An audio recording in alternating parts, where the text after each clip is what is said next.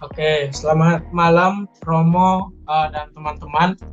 Kali ini kami dari kelompok 16 akan mempresentasikan hasil tugas akhir kami. Oke, sebelum kami lanjut mempresentasikannya, kami akan perkenalan diri terlebih dahulu. Saya sendiri Jevan dengan NIM 099. Aku Yoktang NIM 105. Saya Cornelius Francisco dengan NIM 092. Oke. Kemudian di sini dari kelompok kami mendapatkan judul yaitu mengenai content based recommendation system atau biasa teman-teman lebih mengenalnya dengan sistem rekomendasi. Oke, kemudian overview-nya dari sini ada dua poin utama, yaitu data eksplorasi dan juga cleaning. Kemudian algoritmanya sendiri yaitu content based recommendation system. Nah, kemudian pemikiran dasar yang kami pakai di sini ini, yang pertama itu ada rumusan masalah. Di mana rumusan masalah ini kami ada dua poin utama, yaitu cara mengembangkan sistem rekomendasi film yang dapat memberikan rekomendasi yang relevan bagi pengguna berdasarkan konten film. Kemudian yang kedua itu manfaat data film dari Netflix untuk memahami data. Selanjutnya yaitu tujuan dari tugas akhir kami ini, itu di mana membangun sistem rekomendasi film yang berbasis konten yang dapat memberikan rekomendasi film yang relevan bagi pengguna. Kemudian memahami karakteristik dan tren konten film di Netflix melalui analisis data eksplorasi. Di sini juga kami memiliki luaran di mana sistem rekomendasi film berbasis konten yang dapat memberikan rekomendasi yang akurat dan juga relevan bagi setiap pengguna berdasarkan histori yang pernah mereka ikuti. Kemudian pemahaman yang mendalam mengenai karakteristik dan tren konten film di Netflix. Di sini juga kami memiliki beberapa manfaat, di mana manfaat yang kami dapatkan itu ada dua.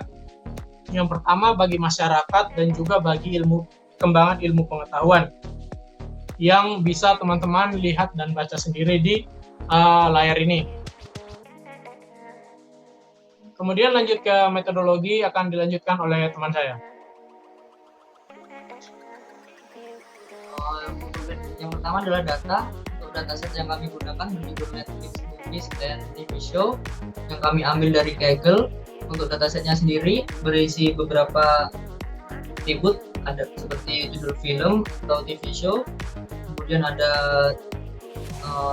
pemeran TV, pemeran movie, kemudian ada sutradara, tahun rilis, dan lain sebagainya. Kemudian untuk metodenya sendiri, content based filtering, kami menerapkan di mana user yang pernah menonton sebuah film, misalnya bergenre fighting. Nah, setelah selesai menonton film tersebut, sistem tersebut akan merekomendasikan beberapa film yang memiliki kemiripan atau memiliki kesamaan berdasarkan apa saja yang pernah user tonton tersebut.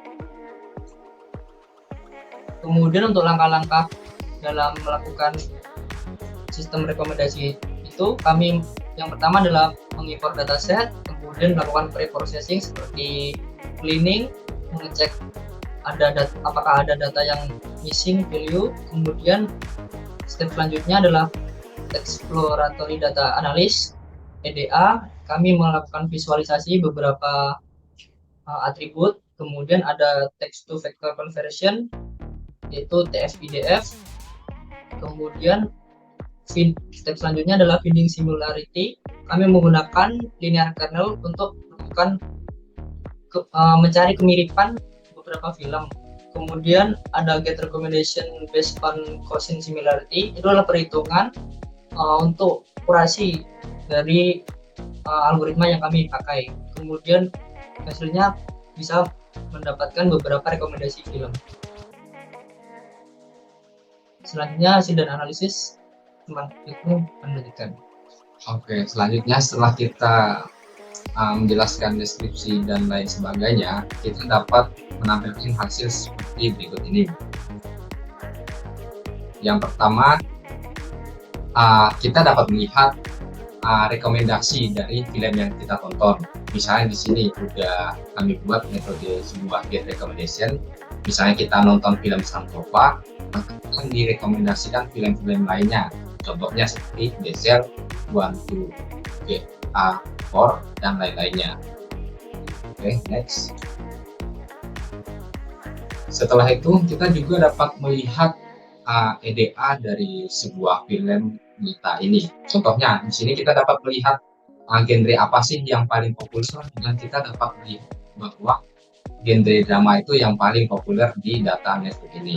Dan mungkin ada EDA visualisasi lainnya yang lebih jelasnya di laporan ini. Oke, selanjutnya.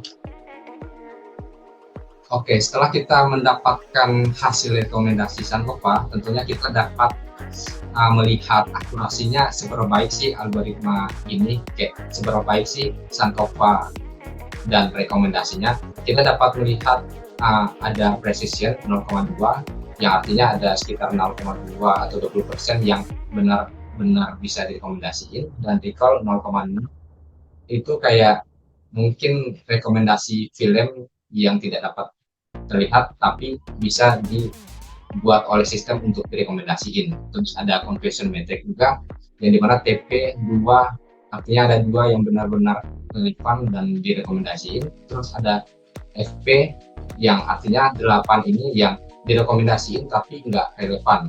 Terus ada FN 1 yang artinya seperti tidak direkomendasiin dan tidak relevan. Dan selanjutnya TN itu kayak tidak direkomendasiin tapi mungkin relevan. Oke, selanjutnya ada Mian Absolute Error. Ini salah satu juga bisa dibilang metode untuk akurasinya, yang dimana ada 1.0 yang artinya kayak mungkin algoritma ini berdasarkan dengan atribut rata-rata itu algoritmanya kayak sedang gitulah istilahnya, sedang buat kayak udah cukup baik buat direkomendasiin. Kalau 0 berarti ya sangat baik, kalau lebih dari 2 ke atas itu nggak baik. Oke, selanjutnya, jadi diskusinya mungkin kita dapat menghasilkan rekomendasi dari vektor kata dari setiap ringkasan diubah yang dilakukan perhitungan vektor TF-IDF untuk setiap deskripsinya. Oke, mungkin keterbatasannya karena kami menggunakan deskripsi atribut aja buat merekomendasiinnya. Mungkin kayak ada beberapa film yang sesuai preferensi pengguna itu kurang direkomendasiin. Misalnya mungkin kami selanjutnya bisa menggunakan atribut-atribut lain seperti genre, selain atribut genre atau rating film dan lain sebagainya untuk rekomendasi yang lebih baik lagi. Oke, mungkin kesimpulan dari presentasi dan hasil kerja kelompok kami pada PPT ini. Jadi ya mungkin karena udah kami membuat content based recommendation, kami rasa dengan menggunakan deskripsi TF-IDF sebagai penentuan untuk merekomendasikan film karena content based recommendation udah cukup baik dilihat dari akurasi conversion matrix dan recall dan precision-nya, dan juga MIA-nya sudah cukup baik. Jadi mungkin sistem rekomendasi ini kami harap juga udah baik dan dapat berguna bagi teman-teman yang membutuhkan rekomendasi film atau enggak visualisasi dan lain-lainnya. Oke, mungkin sekian dari kelompok kami. Terima kasih. Nah.